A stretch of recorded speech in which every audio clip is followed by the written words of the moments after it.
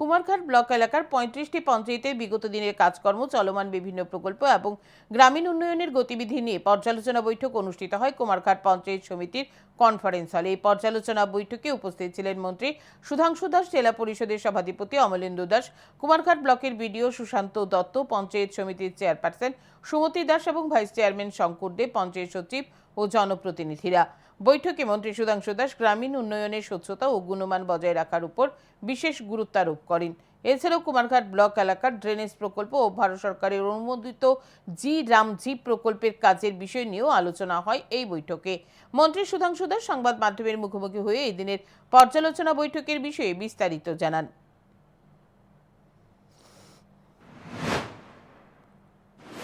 আজকে কুমারঘাট পঞ্চায়েতের সমস্ত পঞ্চায়েতের জনপ্রতিনিধি, পঞ্চায়েত সচিব, জিআরএস, ব্লক আধিকারিক, সভাধিপতি, chairman, vice chairman, DAC chairman সবাইকে নিয়ে আমরা পর্যালোচনা বৈঠক করছি।